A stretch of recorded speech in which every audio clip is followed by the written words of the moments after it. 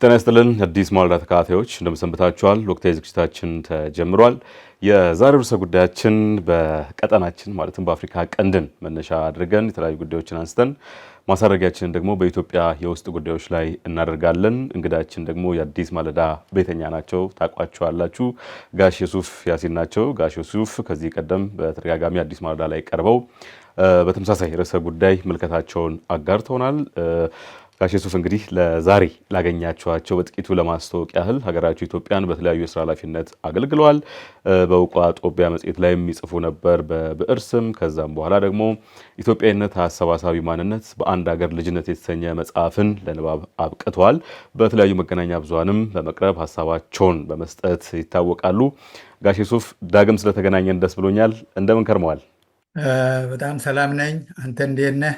እኔም በጣም ደስ ብሎኛል ስላገኘሁ። በጣም ደህና ነኝ። ጥሩ። ዛሬ እንግዲህ የአፍሪካ ቀንድ ላይ አዳዲስ ዲቨሎፕመንቶችን በተለይም ባለፈው ከተገናኘን በኋላ የተከሰቱትን እናነሳና ወደ ኢትዮጵያ ጉዳዮች እንመጣለን። በአንድ ጉዳይ ብጀምር ደስ እሰኛለሁ። በሱዳን ኩርሙክ በተባለችው አካባቢ እንግዲህ ባለፈው ሳምንት ካልተሳሳትኩኝ ሐምሌ 10 ገደማ የተፈጸመ ጥቃት ነበረ። እሱ ላይ ወደ ጥቃቱና አንድምታውን በተመለከተ በዝርዝር እንመጣለን። ግን እስቲ ኩርሙክ ስለተባለችው ቦታ አቀማመጥ፣ ስትራቴጂካዊ ጠቀሜታዋን በተመለከተ ጥቂት ሲበሉኝና ወደ ዝርዝር ጉዳዮቹ ይሻገራለሁ። ጋሼ እንግዲህ ስለ ጉምሩክ በዝርዝር ብዙ ባናቅም በአጠቃላይ እነዚህ የቦርደር ከተሞች ወይም በድንበር ላይ ያሉ ከተሞች አሉ።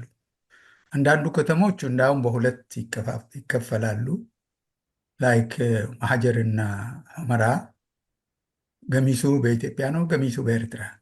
ማሀጀር ኤርትራ ውስጥ ናት፣ ሁመራ በኢትዮጵያ። እንደዚህ እያሉ የሚሄዱ ከተሞች አሉ። ጉምሩክም ይመስለኛል እንደዚሁ የሱዳን ጉምሩክ አለች፣ የኢትዮጵያ ጉምሩክ አለች። ስለዚህ ቦርደር ከተማነቷ ብቻ ሳይሆን አንዱ ከሱዳን ጋር ኢትዮጵያን የሚያገናኝ በብዙ መልኩ ከሱዳን ወደ ኢትዮጵያ የሚመጣ አውራው መንገድ ወደ ኢትዮጵያ የሚገባበት፣ ከዚህ በፊት ደግሞ ወደ ኢትዮጵያ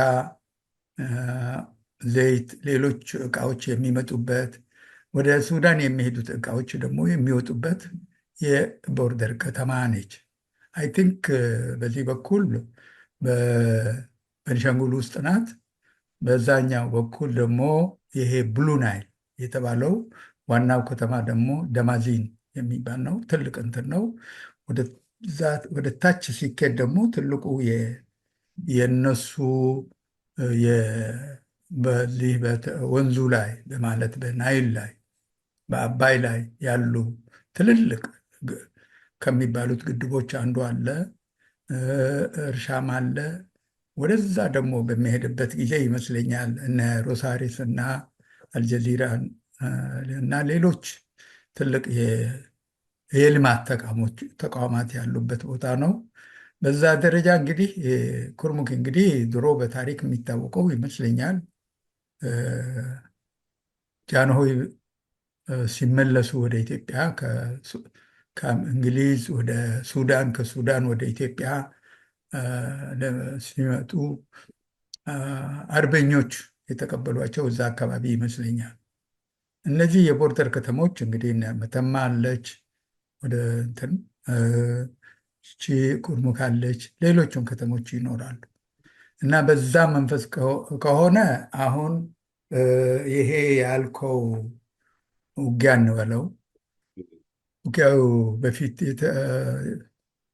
በኢትዮጵያና በሱዳን መካከል ደጋግመን እንመጣበታለን። ይህ ጉዳይ በነበረው አለመግባባት ሱዳን የኢትዮጵያን ተቃዋሚዎች፣ ኢትዮጵያ በአጸፋው የሱዳን ተቃዋሚዎች ሲያሰለጥኑ፣ ሲያስታጥቁ፣ ሲያሰማሩ የነበሩበት ረጅም ሂደት አለ። አልፎ ተርፎ መጨረሻው ኤርትራ ከኢትዮጵያ ተገንጥላ አንድ መንግስት የሆነችበት ምክንያት አንዱ ትልቁ የሱዳን ድጋፍ ነው። በዛ ደረጃ ደግሞ ከሱዳን ደቡብ ሱዳን የምትባለው ሀገር የዛሬ ስንት ዓመት መሆኑ ስትገነጠልም ትልቁ አስተዋጽኦ ያደረገችው ኢትዮጵያ ነች ማለት ይቻላል። ይሄ ደግሞ ደጋግመን ወደ ሰፋ ያለው የኢትዮጵያ ማን ነው የአፍሪካ የሀገራት ጉዳይ በምናይበት ጊዜ በየቦታው የመገንጠል እንቅስቃሴ የሚመሩ ድርጅቶች፣ ህዝቦች ፍላጎት ያላቸው ነበሩ። ነገር ግን የተሳካ እዛ ሴንትራል አፍሪካም ይሁን ላይክ ኮንጎ ወደ ላይ ደግሞ ማን ነው ባያፍራ እዚህ ናይጄሪያ ውስጥ እነሱ ሳይሳካላቸው በዚህ በኢስት አፍሪካ በሆርን ኦፍ አፍሪካ ግን ሁለት አዲስ መንግስታት ተፈጥረዋል። ይሄ ሁሉ ጊዜ በመስታወስ ያለብን ነገር ነው። ይሄ ከተደረገ በኋላ ነው እነዚህ ሁለት ሀገራት አሁንም አንዱ የአንዱን ተቃዋሚ የመርዳት የማሰልጠን የማሰማራት ጉዳይ ቀጥለዋል። ይሄ በሚቀጥልበት ሂደት ውስጥ እንግዲህ አሁንም እርግጠኝነት እንግዲህ ሱዳን ወደዛ ደረጃ አንደኛ የያዝኩት የራሴ ከተማ ነው የምትለው ያስለቀቅኩት ደግሞ የኢትዮጵያን ሰራዊት ሳይሆን የራፒድ ፎርስ የተባለው የነ ደገሎ የሄሜቲ ፎርሶች ናቸው። እነዚህ ኃይሎች ደግሞ ኢትዮጵያ ውስጥ ቦታ ነበራቸው። ከዛም አልፎ ተርፎ አብይ ከአረብ አሚሬቶቹ አሚር ጋር በኒ ዛይድ ጋር ተስማምቶ እነዚህን በማስታጠቅም ይሁን መሳሪያ በመስጠትም ይሁን ሰፕላይ ላይኑን በአንድ በኩል ከቻድ በሌላ በኩል ከሊቢያ እነዚህ ሁሉ ያመቻችላቸው የነበረ ሰው ነውና በመጨረሻ የነሱን አንዱ ትልቁ ማሰልጠኛ እዚህ አሶሳ አካባቢ ነበረ። ያን ጊዜ ከዛም ሁሉ ወደ ሱዳን የተተኮሱ ድሮኖች አሉ። የተተኮሱት ደግሞ ቀጥታ ወደ ዋናው ከተማ ኤርፖርት ላይ ነው ብሎ ኮምፕሌንስ ያደርጉ ነበረ። መጨረሻ ላይ ደግሞ ይችን ቦታ በሚይዙበት ጊዜ እዛ ውስጥ ተሳተፉ የተባሉት የኢትዮጵያ ኃይሎች አሉ፣ የኤርትራ ኃይሎች አሉ፣ የሱዳን ኃይሎች አሉ። እንግዲህ ሱዳን ከነዚህ ኃይሎች ጋር ያን ቦታ አስለቅቃ የራሷን ኩርሙክ ወይም የሱዳን ኩርሙክ ከያዘች በኋላ ከኢትዮጵያ ጋር ፊት ለፊት የምትታይበት የምትጋፈጥበት ከፍታለች ወይም አዘጋጅታለች ማለት ነው። ከዚህ በኋላ የሚሆነው ምንድን ነው ነው እንግዲህ ዋናው ጥያቄ። እነዚህ ኃይሎች ይገፋሉ ወይ? እዛ ይቆማሉ ወይ? አንዱ የአንዱን እንትን በሚያግዝበት ጊዜ ምን ያህል ተጽዕኖ ለማድረግ ነው የሚል ወሳኝ ጥያቄዎች ናቸው። ከዛ በፊት ጋሼ ሱፍ ሐምሌ 10 በሳፍ ወይም የሱዳን ብሔራዊ ጦር ፈጸመው በተባለው ጥቃት ያው ከአርኤስኤፍ ጋር ወግነዋል የተባሉት አርሚ 70 የሚባለው የህወሓት እንደሆነ የሚነገረው ጦር እንዲሁም የኤርትራ ወታደሮች እንደተሳተፉበት ተዘግቧል። ለነዛን ዘገባዎች ተመልክቻለሁና ለኛ ቀረብ ከሚለው ለኢትዮጵያ ማለት ነው እስቲ የህወሓት ወይም የአርሚ 70 ኃይሎች በዛ ጦርነት የሚሳተፉበት አመክንዮ ምንድን ነው? አሁን ስናወራው የነበረው ጉዳይ ሆኖ ነገር ግን ይሄ አርሚ 70 የተባለው እኮ ሱዳን ውስጥ ነው የመሸገው ከተባለ ቆይተዋል። እንዳውም መጀመሪያ የማዕከላዊ መንግስትና የትግራይ ቲዲኤፍ ኃይሎች ጦርነት በሚጀምሩበት ጊዜ ሄዱ ነው የተባሉ ወደዛ። እስከዛ ድረስ ሁል ጊዜ ይባል ነበረ አርሚ 70 እዛ ሱዳን ውስጥ አለ፣ እየተዘጋጀ ነው፣ መሳሪያ እየሰጡት ነው፣ ምን ሲባል ቆይተዋል። አሁን ነው እንግዲህ በምን መልኩ ነው እንደገና ደግሞ ያኔ ጦርነት ውስጥ ገብቶ ጉዳት ስለደረሰባቸው ትንሽ ማመንመን ሂደት ስላሳዩ ይበልጥ ደግሞ ሌላ ኃይል እነሱን የሚያጠናክር ኃይል ተላከላቸው ተባለ። ያ የሚላክላቸው ኃይል በኢትዮጵያ መንግስት ድሮኖቹ ተመታ ተባለ። እነዚህ ሁሉ ሲወሩ የነበሩ ጉዳዮች እስካሁን ስለነበሩ ይሄ የአርሚ 70 እዛ ከሱዳኖቹ ጋር ሆኖ መዋጋቱ አዲስ ነገር ባይሆንም አሁን በተባለው ሂደት ውስጥ ለምን ለዛ እነሱ ያን አጠናክሮ እዚህ ወደ ቦርደር ከተማ ድረስ መጥቶ የሚታገሉበት እና ከዚህ በፊት ደግሞ ይህንን እንደሰማነው እንዳየነው ያኔ ሻዕቢያና ወያኔ ወደ በ1983 ወደ አዲስ አበባ በሚገሰግሱበት ጊዜ በተለያየ አቅጣጫ ነበረ የሚመጡት። ገሚሱ በጎንደር በኩል፣ ገሚሱ በባህር ዳር በኩል፣ ገሚሱ ደግሞ በዚህ አሁን በተባሉት አካባቢዎች ሁሉ መጥቶ ነው ወደ ምንድን ነው የሚባሉት ወደ አምቦ ድረስ የዘለቁትና አሁንም በአንድ በኩል ይህንን ሀሳብ አላቸው ወይ የሚል ስጋት አለ። በሌላ በኩል ደግሞ ፕራይም ሚኒስትሩ ወይም የኢትዮጵያ ፕራይም ሚኒስትር እነዛም ቢመጡ እነዚህም ቢመጡ እነዛ ቢጨመሩባቸው እነዛ ቢታከሉባቸው እኛ ምንም አይመስሉንም፣ ለኢትዮጵያ ቅንጣት ታክል ስጋት አይደሉም ብሎ ስለነገሩን በዛ በኩል አንድ እንትን እንዳለ አንድ የሚያስፈራ ስጋት እንዳለ ነው የሚሰማን። ዮሐንስ ጥሩ፣ ትንሽ ሰፋ አድርገን ብናየውም ደስ ይለኛል። ለምሳሌ በሳፍ ወይም በሱዳን ብሔራዊ ጦር በኩል ያሉት ኃይሎች ይታወቃሉ ማን እንደሆኑ፣ በዚህኛው ወገንም ደግሞ ይታወቃሉ። ለምሳሌ የቲፒኤልኤፍ ወይም የአርሚ ሰባ ያልነው የኤርትራ በአንድ ወገን አሉ። ኢትዮጵያም ደግሞ ማሰልጠኛ እዚህ ከፍታለች ለአርኤስኤፍ። ከዚህ ከሐምሌ 10ሩ ጥቃት ጋር በማያያዝ ምን ሊያዋለድ ይችላል በቀጠናው ላይ ይሄ የሱዳን ውጥረት? ከኋላስ እነማን ናቸው ያሉት? ከዚህ በፊት እንዳነሳ ነው ይገባኛል፣ ግን አዳዲስ ታዳሚያ ሊኖሩ ይችላሉ በሚል እሳቤ ነው ጥያቄ የማነሳው። ምን ሊያዋለድ ይችላል ቀጠናው ላይ ይሄ የሱዳን ቀውስ ጋር? መጀመሪያ እንግዲህ ፕራይም ሚኒስትሩ ያሉት እነሱን ስም ከጠሩ በኋላ የኤርትራ መንግስትም ብለዋል፣ ትግራይም ብለዋል።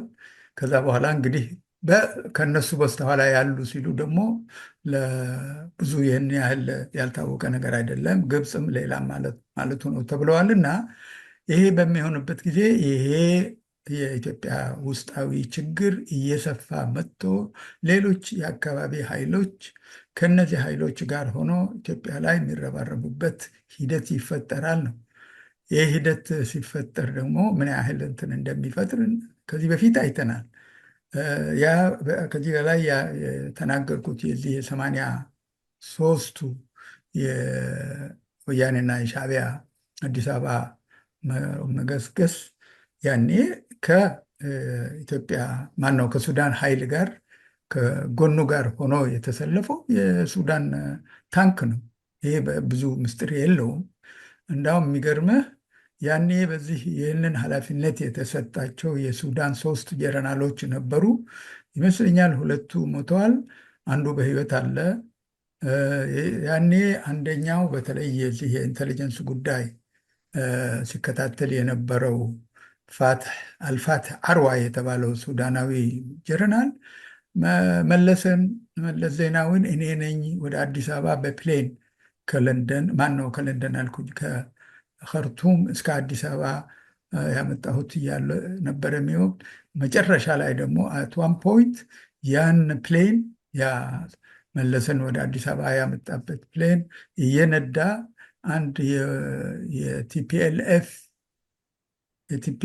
ትልቅ አንድ ምንድን ነው የተመሰረተበት ስንተኛ ዓመት በሚከበርት ጊዜ የካቲት 11 ማለት ነው። እዛ ላይ ያስረከበበት ሂደት ስለነበረ ሰውየው ምንም እንኳን እኔ እንጃ መጽሐፉን ግን በብዙ መልኩ ሱዳኖች ለምን ሻዕቢያ እንደሚደግፉ ለምን ወያንን እንደደገፉ ማለት ከነበሩት ሌሎች ኃይሎች ይበልጥ ለምን እንደደገፏቸውና ያኔ የነበረውን ሂደት በዛ በሰጧቸው ምንድነው ኢንተርቪዎች በትክክል እና በሰፊው ሲያወሩ ነበረ። እና ያኛው ሌላው ጀነራል የሚገርምህ ኢሚዲየትሊ እነሱ ወደዛ በሚገቡበት ጊዜ ኢትዮጵያ የገባ ያኔ ሱዳን ማነው ኦነግና ቲፒኤልኤፍን ሲያስታርቅ የነበረ ጀነራል ነው። እሱም በብዙ መልኩ ሲቪል ሆኖ በኢትዮጵያ ውስጥ የሱዳን አምባሳደር ሆኖ ለ10 ምናምን ዓመት የቆየና ዑስማን ሰይድ የሚባለው ጀነራል ነው። እነዚህን ስታያቸው እንደዚህ ተዘጋጅተው ይሄ ነው ስራቸው የነበረና ከዛ በኋላ ደግሞ ያ ግዳጃቸው ከፈጸሙ በኋላ ስለ ግዳጃቸው በትክክል ያወሩበት ማዕት ነገር የተናገሩበት ጉዳይ ስላለ ማቴሪያል አለ ማለት ነው ስለዛ ሁኔታ። በእኛ በኩል ግን እንደዛ አይነት ጉዳዮች ኦፍኮርስ በዚህ በጋምቤላ በኩል ሲረዱ ነበሩ ኤስፒኤልኤ በነበሩበት ዘመን። ያኔም የሚታገዙት በኢትዮጵያ ኢንቴሊጀንስ በኩል ነው። እዛ ላይ የነበሩ የኢትዮጵያ ደህንነት ሰዎች እንደነበሩ እናውቃለን። የአካባቢው ተወላጅ ቱዋት ፖል በአንደኛ ደረጃ ይጠቀሳል። በቅርብ በለንደን ያረፉት ሜጀር ጀነራል መስፍን ገብረ ቃልም በትን ይጠቀሳሉ። እነዚህ ሰዎች ግን ለእኛ ምን ያህል እንግዲህ ማቴሪያል ስለዚህ ጉዳይ ማን ምን እየሰራ እንደነበረ በምን መልክ ሲያዘጋጁ እንደነበረ የተውልን ብዙ ነገር የለም ነው አጭሩ። ዮሐንስ እንደው ይህን ጉዳይ ለመቋጨት ያህል ይህንን ርዕስ ጠቅላይ ሚኒስትሩ ባለፈው ሰኔ 30 በነበራቸው የፓርላማ ውሎ የእርሳቸውን ቃል ልጠቀምና ወያኔ ህወሓትም ሆነ ሻዕቢያ አንድ ላይ ቢጣመሩ ማንም ቢጣመር ቅንጣት ያህል ስጋት ኢትዮጵያ ላይ እንደማይደግኑ ተናግሯል። ቅድም በጨረፍታ አንስተዋል። ግን የዚህ ንግግር አንድምታን ብንመለከተው ደስ ይለኛል። ምን እያሉ ነው ጠቅላይ ሚኒስትሩ ጋሽ ሱፍ? በቃ እነዚህ ሰዎች በእኛ ላይ እያመፁ እያስተባበሩ እየተዘጋጁ ናቸው ነው በሌላ አባባል። እኛ ደግሞ ያቺ ሁለተኛ ፐርቷ ምንም አያመጡም እንኳን ውጤቱ ስናይ ነው። ምክንያቱ አንድ ትንሽ ወደኋላ ታሪክ ሁል ጊዜ ወደኋላ ተመልሰ የምናይበት ጊዜ የፕሬዚደንት መንግስቱ ኃይለማርያም ከውድቀታቸው በፊት የተወሰኑ ወራት ይመስለኛል ጅማ ላይ ካድሬዎችን ሲያነጋግሩ ምን አሉ? እዚህ ምስራቅ የነበረው ጎማ አስተንፍሰነዋል። ማን ማለት ነው? የሶማሊያው ዚያድ በሬን ነው። አሁን የቀረን የዚህ ወደ ምዕራብ ያለውን ጎማ ነው። ምን ማለታቸው ነው? ዑመር አልበሺር ነው። እሱንም እናስተነፍሰዋለን። እሳቸውም እነሱን ከማስተንፈሳቸው በፊት ተንፍሰው ወደ እንትን ሄዱ ማለት ነው፣ ወደ ሀራሬ። እንትናም መርገድ ማን ነው? ዚያድ በሬም ጃንዋሪ ላይ ነው ወደ ናይጄሪያ የኮበለሉት። ፕሬዚደንት መንግስቱም ወደ ሀራሪ የሄዱት ሜይ ላይ ነው። እንግዲህ እነዚህ እየተባሉ ነው የኢትዮጵያ ማነው የአፍሪካ መሪዎች አንዱ በአንዱ ላይ ከዛተ በኋላ ማን ቀደመ፣ ማን ፈረጠጠ፣ ማን በቦታው ቀጠለ ምናየው ይሆናል። ውጤት ምስክር ይሆናል ነው። ስለ ህወሓት ስለ ፌዴራል መንግስቱ ካነሳን አይቀር በዚሁ እንዳስሰው ደስ የሚለኝ ጋሼ በሁለቱም ወገን ማለትም በፌዴራል መንግስቱም ሆነ በህወሓት በኩል ያው ጠባጫሪ ንግግሮች የተላለፉ መሆኑን እንመለከታለን። በርካታ ሪፖርቶችም ይወጣሉ። ከኔና እርሶ ስንገናኝ ከጥቂት ወራት በፊት ስናነሳ የነበረው ኢትዮጵያና ኤርትራ ወደ ጦርነት ይገቡ ይሆን የሚል ጥያቄ ነበረ። አሁን ደግሞ ተቀይሮ ፌዴራል መንግስቱና ህወሓት ዳግም እንደ 2013ቱ ወደ ጦርነት ይመለሳሉ ወይ የሚል ጥያቄ ሆኗል ሞገዱን የያዘውና ምን ይታዩታል? ሁለቱ ኃይላት ዳግም ወደ ጦርነት ሊገቡ የሚችልበት እድል አለ ወይስ በአንዳች ዲፕሎማሲያዊ ይሁን በሌላ ጫና ሊረግብ ይችላል? ሁለቱም ፖሲብል ነው ማለት ባልከው በኩል ሊረግብ ይችላል፣ ግን ወደ ጦርነት ሊያመራ የሚችልበት ሂደትም አለ። አሁንም የምናየው ነው የተለያዩ ኃይሎች አንዱን እየጎተተ የሚመጣበት ሂደት ነው የምታየው። ከዚህ በፊት አይ ቲንክ በኮንጎ ላይ የዛሬ ስንት ዓመት አንድ ጦርነት ተነስቶ የውስጥ ጦርነት ነው። በኋላ እነዛ አጋዥ ኃይሎቹ ከተለያየ አንዱ ለአንዱ እየወገነ እዛ ጦርነት ውስጥ የተሳተፉት ሀገራት ብዛት 12 ደረሰ ነው። አሁንም አሁን እንኳን በምናይበት ሂደት ኦልሬዲ ፕራይም ሚኒስትሩ የጠቀሳቸው 3 ሀገራት አሉ። ቢጨመሩ ምንም ግድ የለም ያሉት አንድ ሀገር ይኖራል። ከዛም በኋላ ሌሎች አጋዥ ኃይሎች ስለሚኖሩ ነው።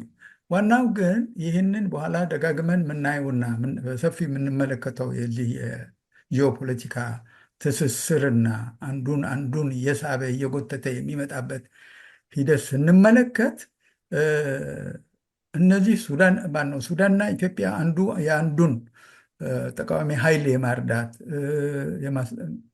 የማሰልጠን የማሰማራት ሂደት በምናይበት ጊዜ ከዚህ በፊት ከነበረው በላይ ነው የሄደው።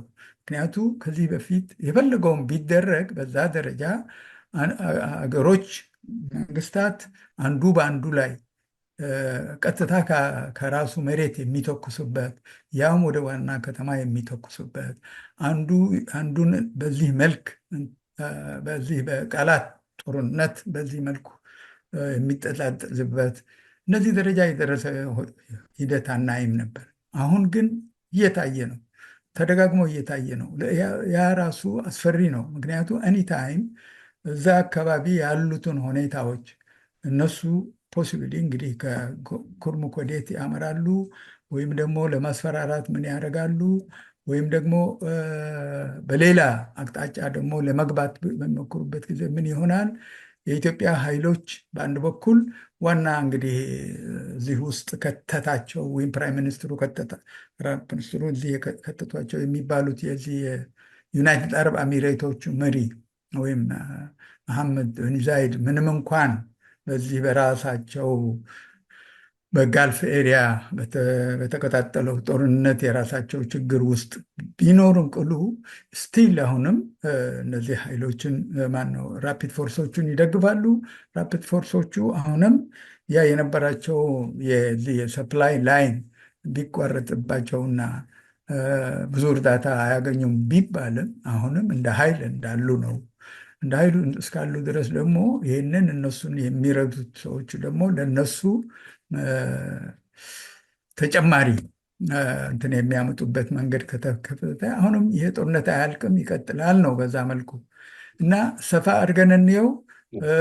ሰፋ አድርገን በምናይበት ጊዜ እነዚህ መንግስታት ከዚህ በፊት ባልነበረ ሁኔታ ነው አሁን አንዱ የአንዱን ምክንያቱ ኢትዮጵያና ኤርትራ ማነው ኢትዮጵያና ሱዳን ደጋግመን ያየነው ነገር እዛ ደረጃ ከተደራረሱ በኋላ ነው እንደገና በ1980 ይመስለኛል ኑሜሪ አዲስ አበባ መጥቶ እንደገና ኢትዮጵያ ወስጥ ሱዳን የሚባለው እየተዘፈነ እንትን የሆነበት ጉዳይ አስታውሳለሁ እና እዛ ናሽናል ቲያትር የተዘፈነበትና እርቅ የተፈጠረበት ሂደት ነበርና እነዚህ ነገሮች ሁሉ እንዳሉ ነው። ከሶማሌ ጋርም ያ ሁሉ ከሆነ በኋላ ነው እንግዲህ ኢጋድ በዚያድ በሬ እና በፕሬዚደንት መንግስቱ አማካኝነት የተመሰረተውና ያ ኢጋድ የተባለው በይነ መንግስታት ድርጅት እስካሁን በዚህ ሀገራት መካከል የተሻለ እድል ለመፍጠር አሁንም ቀጥሎበታል ነው እና በዚህ መልክ ከዚህ በኋላ አይመለስም ይሄ ነገር እና እስከ መጨረሻ ጦርነት ውስጥ ይገባሉ እንዳንል ታሪክ የሚያስተምረን ምንም እንኳን ወደ ጫፍ ከደረሱ በኋላ እንደገና የሚመለሱበት እንደገና ኖርማል ሪሌሽንሽፕ የሚፈጥሩበት ሂደት እናያለን እና እስቲ እናየዋለን ወዴት እንደሚያመራ ናቸው። ጥሩ የፌዴራል መንግስቱና የህወሓትን ጉዳይ አንስቼ ስለነበረ ጋሼ ሱፍ ምናልባት ይሄ ጦርነት እንዳይቀሰቀስ በፌዴራል መንግስቱና በህወሓት በኩል እንዳይቀሰቀስ ሊያደርግ የሚችሉ ኃይላት አሉ። ይህን ምለው ከሰሞኑ የአሜሪካ የኢትዮጵያ አምባሳደር ወደ ትግራይ ተጉዘው ነበር፣ መወየታቸው ተነግሯል። ያው ዝርዝር ጉዳዮች ባይወጡም ምናልባት አሜሪካ ጣልቃ ገብታ አንዳች ነገር ልታረግ ትችላለች።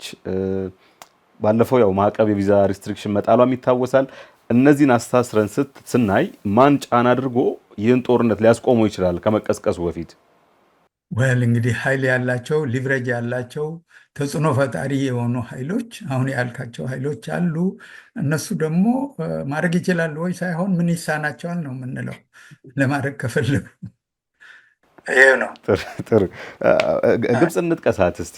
ከአንድ ሳምንት ገደማ በፊት ከኤርትራ ከዛም በኋላ ደግሞ ከሶማሊያ ጋር በባህር ትራንስፖርት ጋር ውል አስራለች። ከዚህ ቀደም የተለያዩ ፓክት አስራለች። ከነዚሁም በአጭሩ ከኢትዮጵያ አጎራባች ሀገራት ጋር የተለያዩ ስምምነቶችን ፈጽማለች። በቅርቡም ሁለት ስምምነቶችን አድርጋለች ከኤርትራና ከሶማሊያ ጋርና ምን ዲቨሎፕመንቶች አሉ? ግብፅ ምን እያደረገች ነው በኢትዮጵያ ዙሪያ? ወል እንግዲህ ተደጋግሞ የተባለው ግብፅ ኢትዮጵያን ምንድን ነው የሚባለው እየከበበች ነው። ወል ያ ከበባ ፕራክቲካሊ ምንድን ነው ሊያደርግ የሚችለው? ፕራክቲካሊ ምንድን ነው ሊያደርግ የሚችለው? አሁን ይሄ ማሪታይም ስምምነት ወደቦቹን፣ ሌላው እንደዚህ የተመሳሰሉት የኢትዮጵያ ማን ነው የኤርትራ ወደቦች መንገድም ተሰራላቸው። ምን ተባለ? ወዴት ነው የሚሰራው ያ መንገድ? ወደ ኢትዮጵያ ነው። ያ በዛ ወደቡ የሚያርፈው እቃ ወዴት ነው የሚጫነው? ወደ ኢትዮጵያ ነው። እዛ እዛ ላይ ተጭኖ ወደ ውጭ ሀገር የሚላከው ቡና ከየት መጥቶ ነው? ከኢትዮጵያ ነው። አሁንም ይህንን አገንስት ኢትዮጵያ በሚመስለው መልኩ ልታደራጅ የምትችለው የወደብ አገልግሎቶች የወደብ ሁኔታ ሊኖር አይችልም። ሊኖር የሚችለው ኦፍኮርስ ያው ወደብ፣ ባህር፣ የባህር ጠረፍ እነዚህ የመሳሰሉት ግን ወደቦች ብቻ አይደሉም። እቃ የሚራገፍበት የሚጫንበት ቦታዎች የባህር በር ቦታዎች ብቻ ሳይሆኑ ኦልሬዲ እንትን ናቸው፣ የደህንነት እንትኖች ናቸው። እንደ ባህር የሚፈለግበትና እንደ ደህንነት እንትኖች ይህንን አካባቢዎች ላይ ግብፅ ምናልባት እንግዲህ የተባለው የባበል መንደብ የተባለው የዚህ የቀይ ባህር ሴኪሪቲ ደግሞ ከሌሎች በዚህ ባህር ጠረፍ ያላቸው አገራት 8 ይሁኑ 7 ኤርትራም ያለችበት፣ ሱዳን ያለበት፣ ሳውዲም ያለችበት፣ ሶማሌም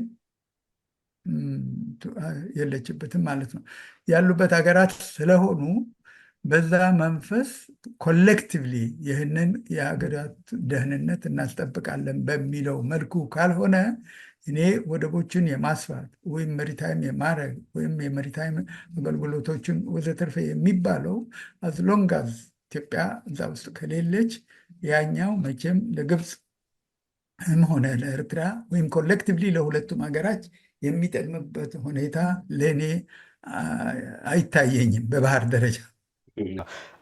ኢትዮጵያስ ግን በአንጻሩ ወይም የኢትዮጵያ መንግስት ይህን እያደረገ ነው። አሁን ግብፅ በኢትዮጵያ ዙሪያ የምታደርጋቸው ስምምነቶች ወታደራዊ የሚሆኑ ሌሎች የሲቪል ስምምነቶች አሉ። የኢትዮጵያ መንግስት አጸፋ እየወሰደ ነው ከጎረቤቶቹ ጋር ይህንን በመከላከል ረገድ ሊሆን ይችላል፣ ውሎችን በማሰር አይተዋል። እንደዚህ አይነት ነገር እንግዲህ ያየነው የዚህ ራፒድ ፎርሱ አንዱ ነው።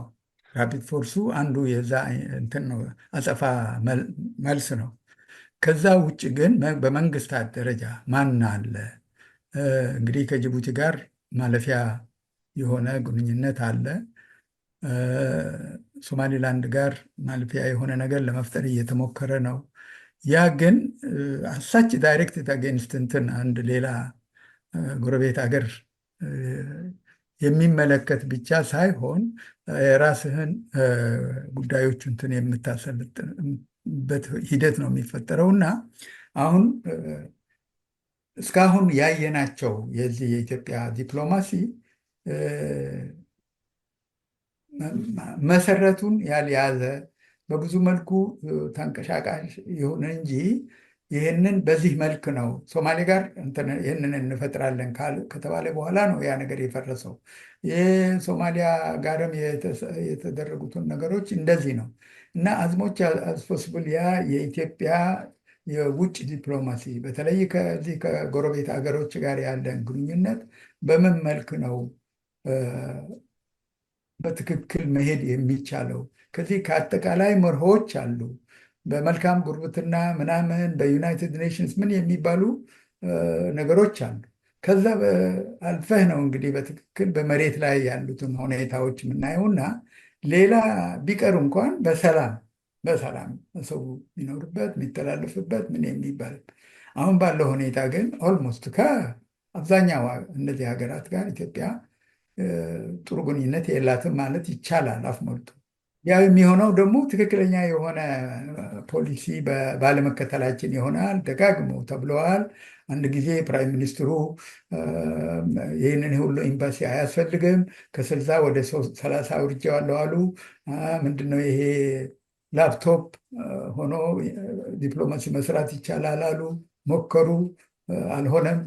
እንደዚህ የመሳሰሉ ነገሮች አሉና እኔ አይ ቲንክ ናው እየሰከነ ይመጣና አትሊስት በዚህ መልኩ ነው ፖሊሲያችን የምናስገር። አሁን እዛ ደጋግመን ያልነውን ነው። ውጭ ጉዳይ ሚኒስቴር ብቻ ሳይሆን ውጭ ጉዳይ ሚኒስቴር ዙሪያ 1 3 4 የጥናት ኢንስቲትዩቶች አሉ።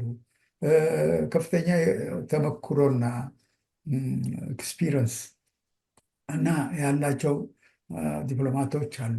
እነዚህን ሁሉ ተጠቅመህ ነው እንግዲህ እንትን የምንለውና ያን ተጠቅሞ የኢትዮጵያ መንግስት በምን መልክ ነው እነዚህ አሁን የሚባሉ ነገሮች ሶልቭ አድርጎ እንደዚህ ከጎረቤት ሀገራት ኖርማል የሆነ ግንኙነት ፈጥረ የምትራመድበት ሂደት በምን መልክ ነው የሚፈጠረው የሚለው ተደጋግሞ የሚነሳ ጥያቄ ነው። ተደጋግሞ ደግሞ የሚያጠግብ መልስ ያላገኘ ጉዳይ ነው ባጭ። ጥሩ ቀጥለን ብናነሳ የምወደው የኢትዮጵያን የባህር በር ፍላጎት በተመለከተ ነው። እንግዲህ የአጀንዳ ከ2015 ክረምት አንስቶ በኢትዮጵያ መንግስት በኩል በስፋት ሲቀነቀን ነበር። እና እርስዎ ባለፈው ሳምንት ለዚህ ቃለ መጠይቅ ቀጠሮ ስንይዝ ጠቅላይ ሚኒስትሩ ሰኔ 30 በነበራቸው የፓርላማ ውሎ ጥያቄ ቢነሳላቸውም ምላሽ አልሰጡም ነበረ። እኛ እዚህ ላይ ከተነጋገርን በኋላ ሐምሌ 8 በጀመረው የሀገራዊ ምክክር ኮሚሽን ላይ ስለ ቀይ ባህር ጉዳይ አንስተው ያው ከዚህ በፊት በመንግስት በኩል የተነገረውን ሀሳብ ደግመውታል። በውስጥ ድክመትና የውጭ ኃይሎች ጋር ያይዘው ያብራሩበት መንገድ አለ። ግን በፓርላማ አባላት በኩል እነዛ በርካታ ጥያቄዎች ተነስተውላቸው ዝምታ የመረጡበት ምክንያት ቢያንስ እስከ ሀገራዊ ምክክር ኮሚሽኑ ንግግር እስከሚያደርጉበት ዕለት ድረስ ለምን ነበር ዝምታን የመረጡት ጋሼ? እንግዲህ እሱን አላውቅም። ዝምታን የመረጡበት ምክንያት ይኖራል። ግን በአጠቃላይ ይሄ ኢሹ አሁንም አለ ነው። ቀይ ባህር በዛም ተወሰደ፣ በዚህም ተወሰደ። በዚህ መልክ ነው የምንመለሰው፣ አይ በዛኛው መልክ ነው የምንመልሰው የሚለው ኢሹ አዘን ኢሹ ይቀጥላል። ምክንያቱ ያ ካልሆነ እንደ ሰዎች ያኔ እንደሚሉት ይሄ ፕራይም ሚኒስትሩ የነበራቸው እንትን ሳይሆን፣ ምክንያቱ ከዛ በፊት ኤርትራ ሄዶ ተነጋግሮ እነዚህ ሁለት ሀገሮች በምን መልክ ይቀራረባሉ፣ ይስማማሉ፣ ምን የተባሉትን ነገሮች ሲጠበቁ ነው እንግዲህ ያ ነገር እንደገና በዚህ መልክ የፈነዳውና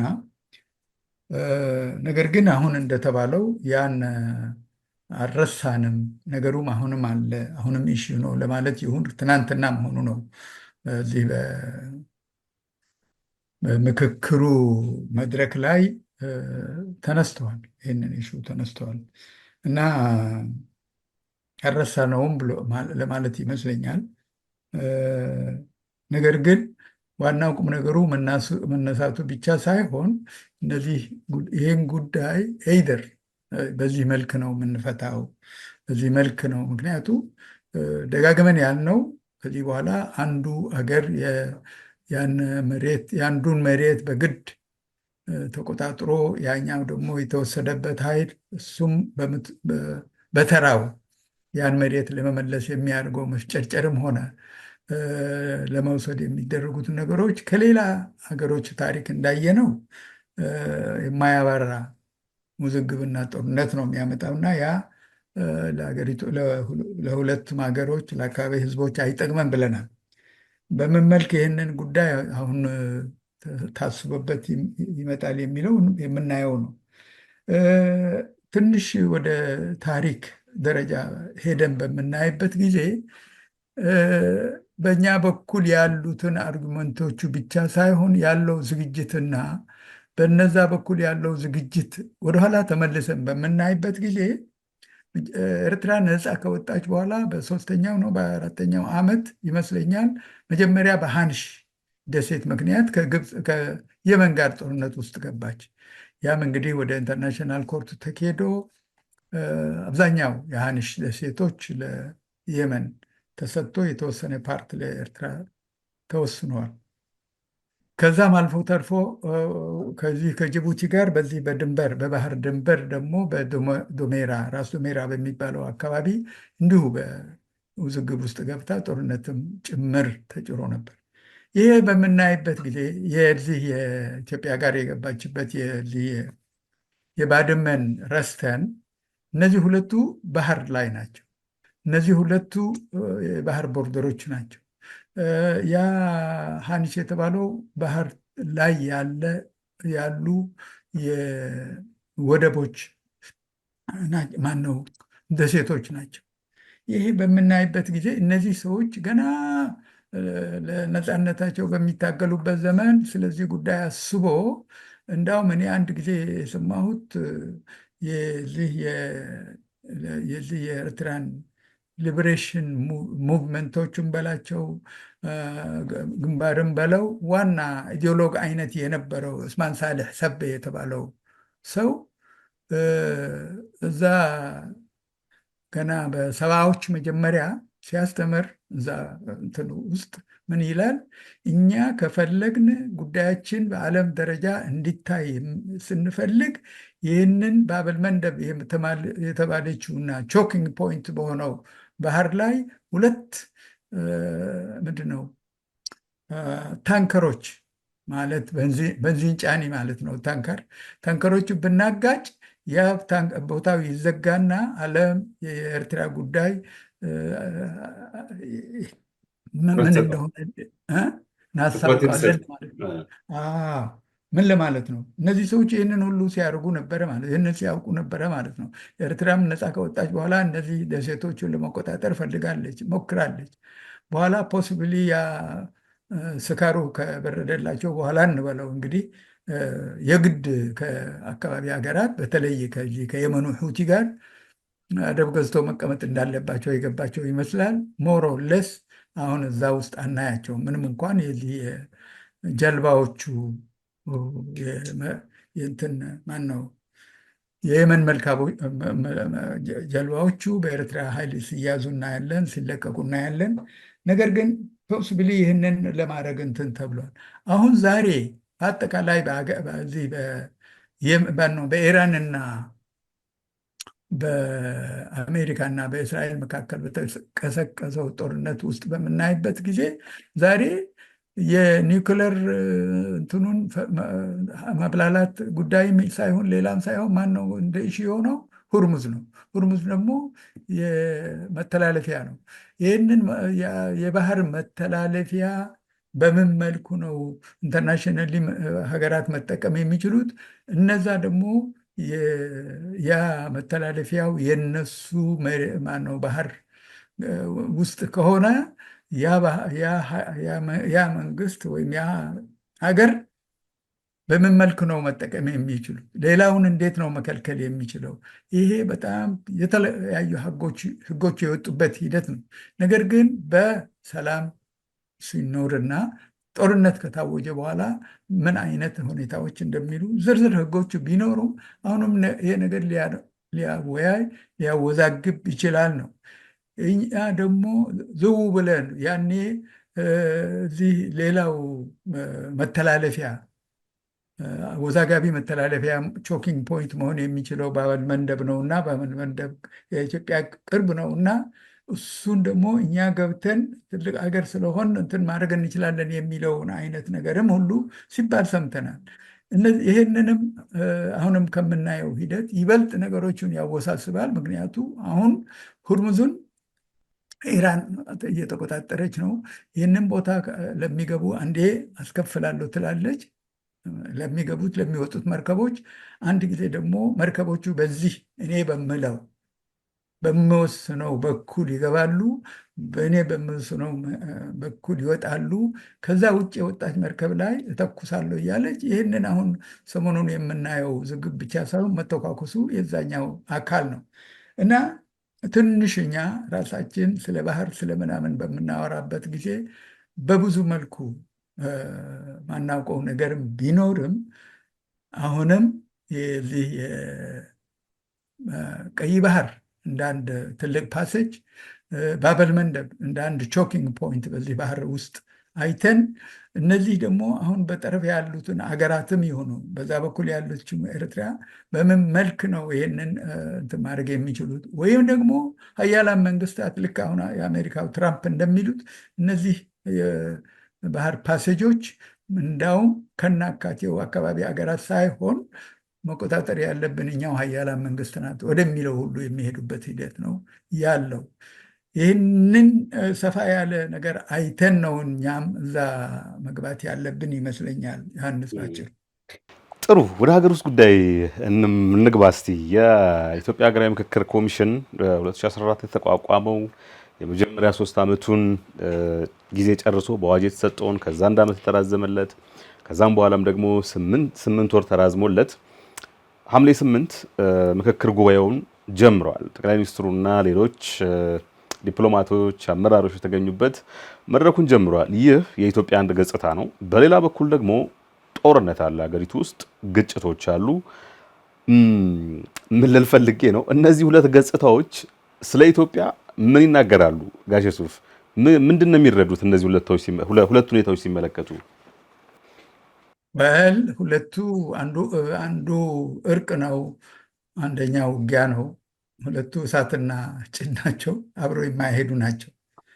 ስለዚህ ኤይደር መግባባት ከሆነ ሰላም መፈጠር ካለበት ሰላም የሚፈጠረው በሚወዛገቡ በሚጣሉ ኃይሎች መካከል ነው እና ይህኛው አሁን በምናይበት ጊዜ እነዛ ኃይሎች እዛ ሰላም ውስጥ እና በዛ ንግግር ውስጥ በዛ መግባባት ውስጥ የሉም ነው። እነሱ ከሌሉ ደግሞ እንዴት ነው ሰላም የሚፈጠረው ነው። ዲስ ኢዝ ኮንትራዲክሽን ኦፍ ኮርስ፣ ያው ተቃርኖ አለው። ይህንን ተቃርኖ መፍታት ይህን ያህል ማየት ይህንን ያህል ብዙ የሚያመራምር አይደለም፣ ግልጽ ነው። አይ ቲንክ ግን ይህንን ፈጥረን ከዛ በኋላ ሰላም በራሱ ይመጣል አይነት አባባል ወይም አካሄድ ከሆነ ሌላ ጉዳይ ነው እና ይህ ብቻ አይደለም። በየቦታው በአንድ በኩል ስለ ሰላም ስለ መግባባት ሲሰበክ፣ በሌላ በኩል ደግሞ ያ ታሪካችን የሚመረቅዙ ኩነቶች አሉ ብለን እነሱን ደግሞ እናስተካክላለን፣ በታሪክ ውስጥ የነበሩት ቁርሾዎች እያል እንደገና ደግሞ እኛውኑ እንዳውም በስልጣን ደረጃ ያሉ ሰዎች እንደገና ያን አንስቶ ህዝቡ ከህዝቡ ጋር የሚያቀራርብ ሳይሆን የሚያራርቅ ያ የመረቀዙ ወይም ሊመረቅዙ የሚችሉ የታሪክ ቁርሾዎቹን ይበልጥ እንደገና እንዲከፈቱ የሚያደርግ ከሆነ ይህንን አይነት ቅራኔዎች ነው የምናየው። ይህንን ቅራኔዎች ደግሞ እንዳልኩ ብዙ ለማየት የሚያስቸግሩ አይደለም። ለምንድን ነው ይህን የሚሆኑት? እኔ አይ ቲንክ በዚህ መልክ ይሆናል ተብሎ የሚገመት ነገር አለ። እናደርገዋለን፣ ከዚህ በፊት አድርገናል። ጦርነት እያለ ይህን ማድረግ ችለናል። ጦርነት እያለ ምናምን በደርግ ዘመን የሆነ የ68 ካድሬ የምንለው ካድሬ ነበረ። 68 ካድሬ ማለት የመጀመሪያ ፖለቲካ ትምህርት ቤት በ1968 እና እነሱ ስለ እንትን አስተማሯቸው እና ስለ ዲያሌክቲካል ማቴሪያሊዝም የተቃርኖዎች አንድነት ነው ተብሎ ነው በአማርኛ የተተረጎመው እና በቃ እንደዚህ አድርገን እንደዚህ ማድረግ እንችላለን፣ እንደዚህ አድርገን እየተዋጋን ሰላም እንፈጥራለን፣ ሰላም እየፈጥረን እንዋጋለን ምናምን እያደረግን እንደዚህ ብቻ የተቃረነ ነገር ሁሉ ከናካቴው ተቃርኖ ምን እንደሆነ ከራሱ ድምጥማጡን ያጠፋ አካሄድና ሂደት ነበረ የ68ቱ ካድሬ የምንለው እና አሁንም ይህንን በአንድነት ማድረግ እንችላለን የሚል ነገር ነው። ይህንን ማለት ያኛው እየተዋጋ ያለው ኃይል እስከዚህ ውስጥ እስካልታቀፈ ድረስ ለዚህ ቴብል ላይ ለንግግር እስካልተጋበዘ ድረስ መሳሪያ ይዞ እስከታገለ ድረስ የሚታገለው ለስልጣን ነው። የሚታገለው ይህንን ያለውን ስርዓት ለማስወገድ እስከሆነ ድረስ ይህንን የግድ መጨረሻው አንዱ አሸንፎ አንዱ እንትን ካልሆነ በቀር ወደ አንድ ጠረጴዛ ላይ ቁጭ ብሎ አሁን እየተባሉት ይሄ በተለይ በዚህ ማዕከላዊ የብልጽግና ማዕከላዊ ኮሚቴ በናዝሬት ለኮሚሽኑ ሰጠ የተባለው 8 ነጥቦችና ዝርዝራቸው ስናይ እነዚህ በሙሉ የሚያነጋግሩ የኢትዮጵያን ሕዝብ የሚያነጋግሩ ሕገ መንግስት ውስጥ የሚያነጋግሩ የሚያወዛግቦቹ እሹ ለነዛ ላይ ራሱ መነጋገሩ ትልቅ ነገር ነው። ለነሱ መፍትሄ ማግኘቱ ይበልጥ ትልቅ ነገር ነውና ይሄ ግን ሰው ተነጋግሮ ሁሉ የሚስማማበት ሂደት ይፈጠር ነው። ካልሆነ በዚህ የተቃራኒዎች የተሟላ አካሄድ መጨረሻ እንትን ያደርጋል እንጂ እንደተባለው ማን ነው ዲያሌክቲካል ማቴሪያሊዝም የቅራኔዎች እንትን ነው ስለተባለ በዛ መልክ አይሄድም ነው በአጭሩ ዮሐንስ። እዚህ ጋር ግን የሚነሳ ነገር አለ። ጠቅላይ ሚኒስትሩም በሐምሌ 8ቱ ንግግራቸው ያነሱት ነገር አለ። ሁልጊዜ የኤሊት ባርጌን ወይም የልሂቃኑ ብቻ ሳይሆን ህብረተሰቡ ራሱ ተወያይቶ አንዳች ነገር የሚፈይድበት ነው። ስለዚህ ይሄን የመሰለ እድል አናገኝም የሚል ናሬቲቭ አለ እንደሚያውቁትና ምን ይላሉ በዚህ ላይ? ገባኝ።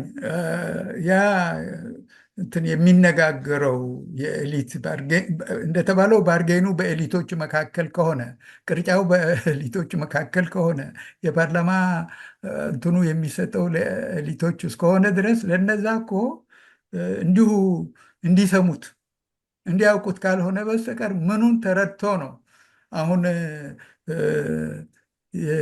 ማን ነው የዛሬ ስንት ወር ድሬዳዋ የኦሮሞ ናት ያለው ፕራይም ሚኒስቴር አሁን ደግሞ ድሬዳዋ እንትን ሆና ሁለቱ ማህበረሰብ ኦሮሞና ሶማሌ አንድ ላይ የሚኖሩ በፊት እኮ ኦሮሞና ሶማሌን በአንድ ላይ የሚኖሩበት አገር ናት ያቺ ድሬዳዋ ከተማዋ ናት።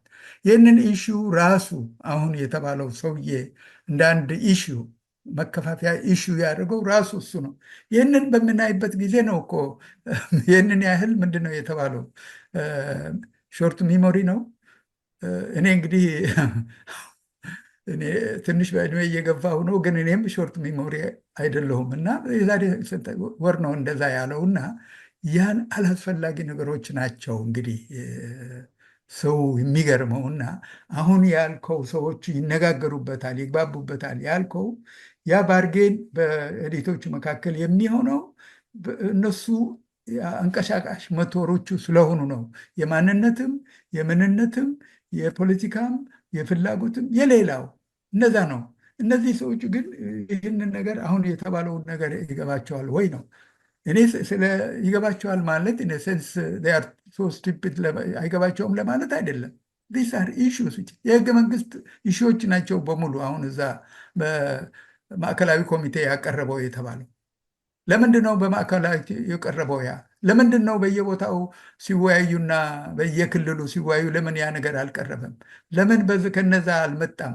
ለምን እነሱ እንትን ማድረግ አልቻሉም? ምክንያቱም አሁን ያልከው ኤሊት በርጌን ስለሆነ አሁን ስልጣን ያለው ኃይል ይህንን በህገ መንግስት ውስጥ ለማስቀየር የሚፈልገውን ጉዳዮች በዚህ መልክ አምጥቶ መጨረሻ ላይ ኮሚሽኑ እንዳውም ለኮሚሽኑ ይህንን ተግባር ተሰጥቶታል ወይ ነው። ምክንያቱም በድሮ በደርግ ዘመን ማን ነው ለብሔረሰቦች ጥናት ኢንስቲትዩት የተሰጣቸው ኃላፊነት 1 2 3 ተብሎ ይታወቃል።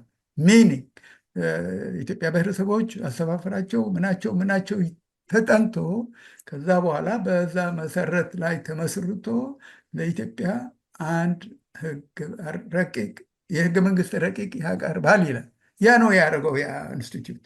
ዛሬ ያ የለም። ለዚህ መልክ ለኮሚሽኑ የተሰጠ ስራ ነበር። መጨረሻ ላይ በዚህ በእንትኑ ስብሰባ በናዝሬት ስብሰባ ነው አሁን የተባሉትን ወሳኝና አወዛጋቢ እንትኖች የመጡ። ለምን እነዛ ለማመንጨት አልቻሉ?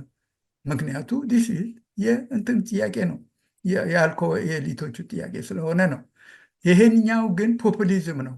አይ እኛ ህዝባችን ጋር አዋርተን ህዝባችን እንትን ብሎ የሚለው እኔ ስንቱ ነው አሁን ያ ከ4,000 ይህንን እንደዚህ ነገሮች ገብቶት እንዳውም አሁን ስለ መንግስት ስለ ህገ መንግስት ለውጥና በተለይ ከዚህ ከፓርላሜንታሪ ሲስተም ወደ ፕሬዚደንሻል ሲስተም የሚካሄደው ፓርት አንድ 800 ምናምን የሚሆኑ ሰዎች አውርቶ መጨረሻ ላይ በሪኮሜንዴሽን የሚያቀርቡት ነገሮች ያ ፓርቲው የሰጣቸው ኢሹ ካልሆነ በቀር እነሱ ተስማምቶ ተወያይቶ በ3 በ4 በ5 ቀን ይህንን ነው የኢትዮጵያ የመንግስት መዋቅር ይህንን መምሰል አለበት።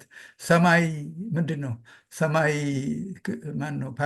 ማነው ሰማይ ፕሬዚደንሻል ሰማይ ምናምን ስትል ምን ያህል ነው እነዛ ሰዎች የሚገባቸው? ምክንያቱ ሰማይ ሳምቲንግ ላይክ ፈረንሳይ ላይክ ምናምን እንትኑ መለስ ያለ ከማነው ከአሜሪካኖቹ መለስ ያለ ኤክስኪዩቲቭ ፓወር ለው ለፕሬዚደንት የምትሰጠው እነዚህ አሁን እነዛ ያን ለዚህ ለናዝሬት ስብሰባ ለማዕከላዊ ኮሚቴ ያመጡት ሰዎች ናቸው አሁንም የሚወያዩት እንጂ እነዛ ከየቦታ የመጡት 4 ሺህ እነሱ ሚስሙን ካልተባለ በስተቀር እነሱ ተወያዩቶበት ባርጌን ማለት ምንድን ነው? መለዋወጥ ማለት ነው አንድ ነገር እና የሚችሉበት ሂደት ውስጥ አይፈጠርም ነው ባጭሩ። ሰዎች ያው እርስዎ አሁን ያነሱትን ሀሳብ የሚጋሩት እንዳሉ ሁሉ እውነቱን ለመናገር ተስፋ የሰነቁበትም አሉ።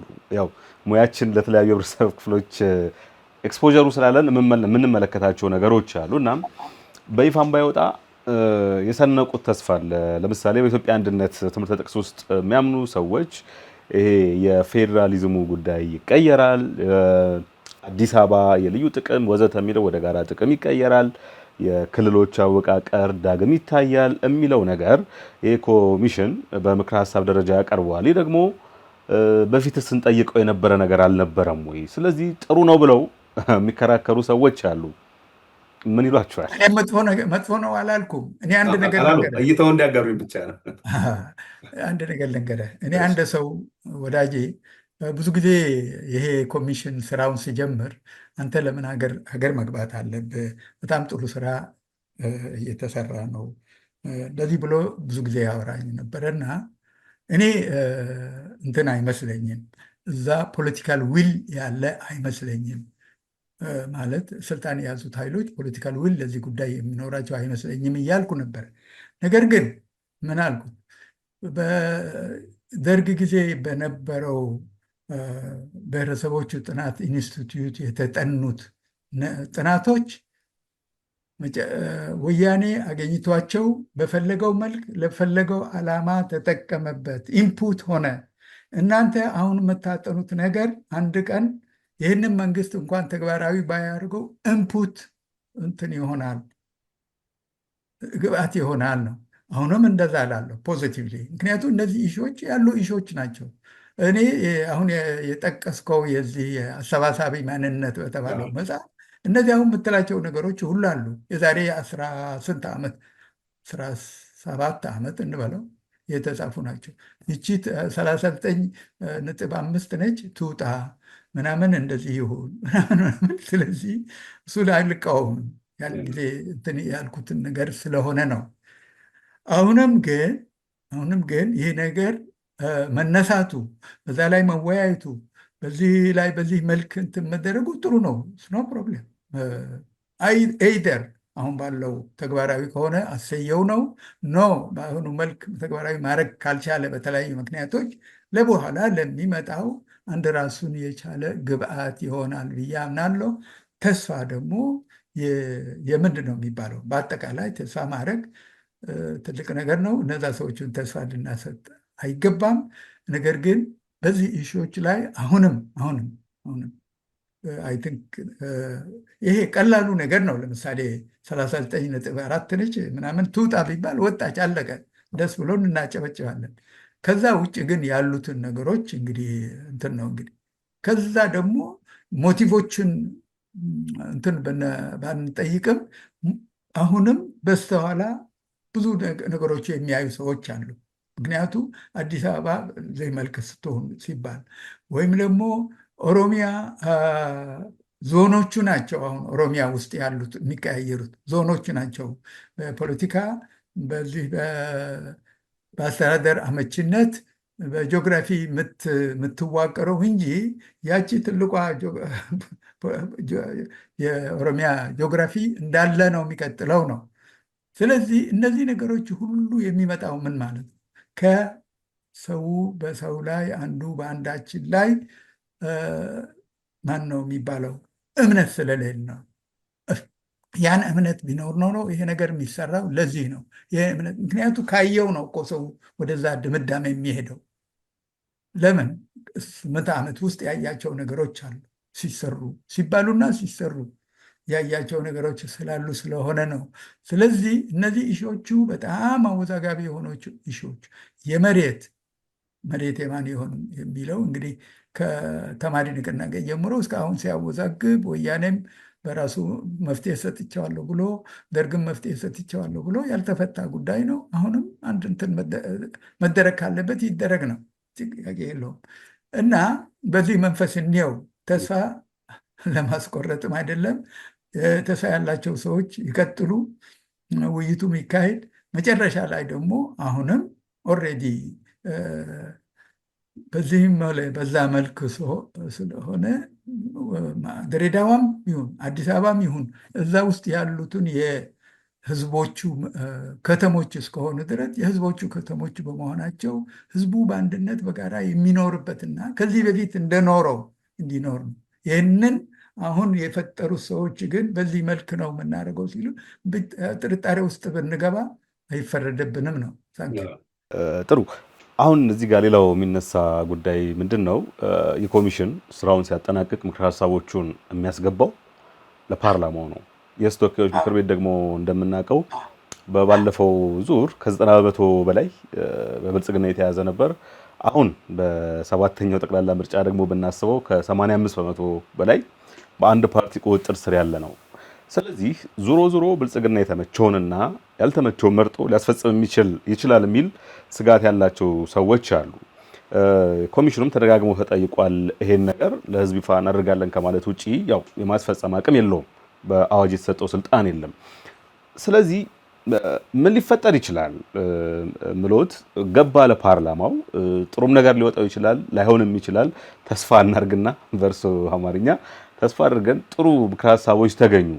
ከዛስ ነው ምን ይታዩታል? በዚህ ላይ እንግዲህ ሁላችን ጥያቄ እኮ ነው። አሁን የሁላችን ጥያቄ ምንድን ነው? አሁን ከእንትን ካለ በኋላ እንደ ሪኮሜንዴሽን ያው ይህንን እንትን ብለናል ብሎ ያቅርቡ። እሺ ኮሚሽኖቹ ለፓርላማ ካቀረቡ በኋላ ፓርላማው በምን መልኩ ነው ወደ ፋርደር ምክንያቱ ህገ መንግስት የሚያስቀይሩ ጉዳዮች አሁን የአዲስ አበባ የመሬት የምናምን የመገጠል መብት ፕሪያምብሉ ይሄ እኛ ኢትዮጵያ ብሔር ብሔረሰቦች የሚለውና ምናምን እነዚህ ሁሉ ህገ መንግስት የሚያስቀይሩ አንቀጾች ናቸው። እነዚህን አሁን እነሱ በሪኮሜንዴሽን መልክ ይሄ ነገር በዚህ መልክ በህገ መንግስት ይግባ ብሎ ነው የሚያስረክቡት ወይስ በምን ቅርጽ ነው ከዛ በኋላ ወደ ህገ መንግስት የሚገቡ ከሆነ ባለው ህገ መንግስት መሰረት ነው ያ ህገ መንግስት የሚቀየረው።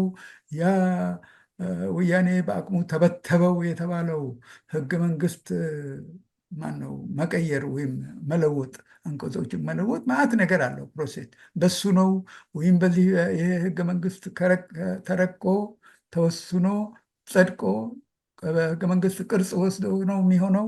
ዊዶን ነው እንኳን እኛ እነዛ ሰዎችም የሚያውቁ አይመስለኝም። እንኳን እኛ ከውጭ ያለ ነው ተመልካች እነዛ ሰዎች ግን የሚያውቁ ሰዎች አሉ። አሁን ያልካቸው ኤሊት ባርጌን ያልከው ሰዎች አሉ።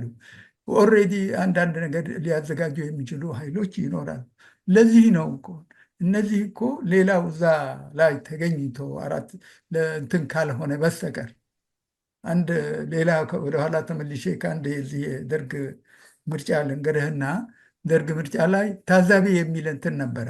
እዛ ሰው ወረቀት ምንድነው በሚመርጥበት ጊዜ እና ጎንደር ላይ ሰውየው ታዛቢ ተጽፎባቸዋል። ቁጭ ብሎ ነው።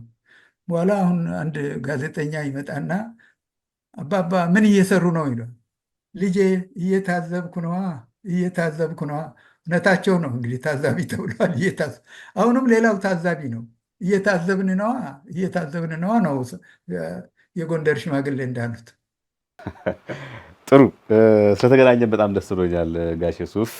ብዙ ጉዳዮችን አንስተናል፣ ግን ከተገናኘን አይቀር እንደሆነ ያነሳሁት ጉዳይ ካለ በሱ መቋጨት እንችላለን ቆይታችንን። እንግዲህ የእነዚህ ጉዳዮች ሁሉ አሁን እንግዲህ ከዚህ ከእኛ ተነስቶ እስከ እንትን ድረስ እስከ ባበል ማነው እስከ ሁርሙዝ ስትሬት ድረስ ወደ ላይ እስከ ማነው ስዌዝ ካናል ድረስ ወደ ታች እስከ ምናምን ድረስ ይህ ሁሉ እንግዲህ የተያያዘ ጉዳይ ነው። ያ ሁርሙዝ ስለተዘጋ በንዚኑ እንትን አለ። በንዚኑ እንትን ሲል ምንድን ነው የሚሆነው? ኢትዮጵያ ውስጥ አሁን ያለውን ኢንፍሌሽን እየጨመረ ይመጣና አሁን ያየነው የፖለቲካ ችግር ብቻ ሳይሆን ከፍተኛው የኢኮኖሚ ድቀት ያመጣው ጉዳይ ይቀጥልበታል፣ እየተባባሰ ይመጣል።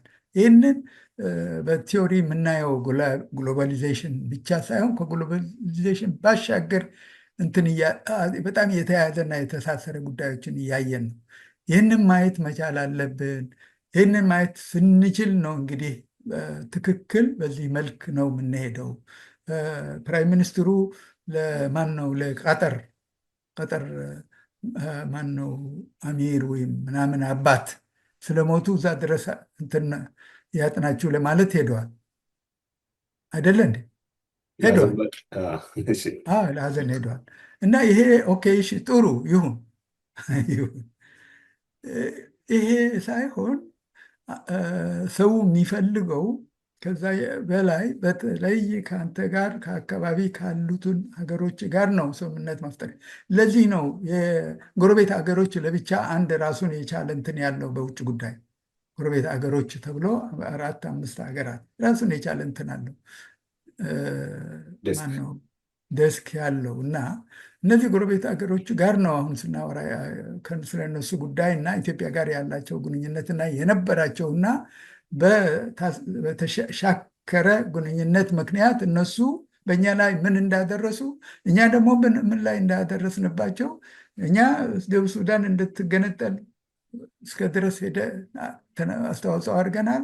እነሱም ኤርትራ እንድትገነጠል በራሳቸውን አስተዋጽኦ ሰርቷል።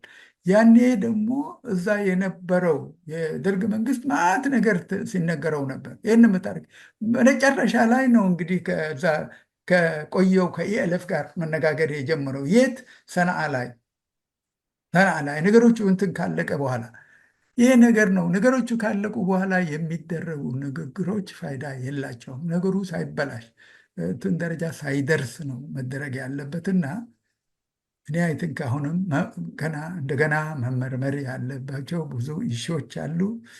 አሁንም ተስፋ ላለማስቆረጥ ይሄ አሁን የተነሱት በጣም አወዛጋቢ በታሪክም በአሁኑ ሁኔታም ያሉ ጉዳዮች አሉ።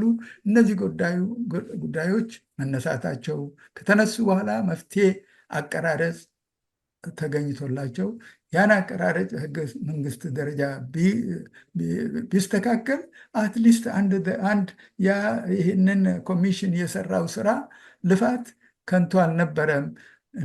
እንዳልነው ለአንድ ግብአት ሆኖ አገልግለዋል ማለት ይቻላል። አመሰግናለሁ። በጣም አመሰግናለሁ ጋሼ። እንግዲህ ሌላም ጊዜ እንገናኛለን። ለዛሬው ከልብ አመሰግናለሁ። መልካም። እሺ ውድ አዲስ ማለዳ ተከታታዮች ሳምንታዊ ወቅታዊ ዝግጅታችን የተከታተላችሁትን ይመስላል። ዛሬ እንግዲህ በአፍሪካ ቀንድ የቻልነውን ያህል ለመዳሰስ ሞክረናል። በተለይ ጎረቤት ሀገሮችን ከኢትዮጵያ ጋር አስተሳስረን ተመልክተናል። ከሀገር ውስጥ ደግሞ በዋናነት የሰሜን ኢትዮጵያንና የኢትዮጵያ ሀገራዊ ምክክር ኮሚሽን ሐምሌ 8 የጀመረውን ጉባኤ በተመለከተ ሀሳቦች ተነስተዋል። እንግዳችን የነበሩት ጋሽ ሱፍ ያሲን ናቸው። ጋሽ ሱፍ ከዚህ ቀደም በተለያዩ ጉዳዮች ላይ አዲስ ማለዳ ቀርበው ሀሳባቸው ምልከታቸውን አጋርተዋል። ከዚህም በኋላ መቅረባቸው አይቀርም። ቤተኛችን ናቸው። እሳቸውን ከልብ እናመሰግናለን። ከስቱዲዮና ካሜራ ባለሙያዎች ጋር በመሆን ዮሐንስ አሰፋ አብረናችሁ ቆይታ አድርገናል። በሌላ ጊዜ ከሌላ እንግዳ ጋር እንገናኛለን። ጤና ይስጥልን።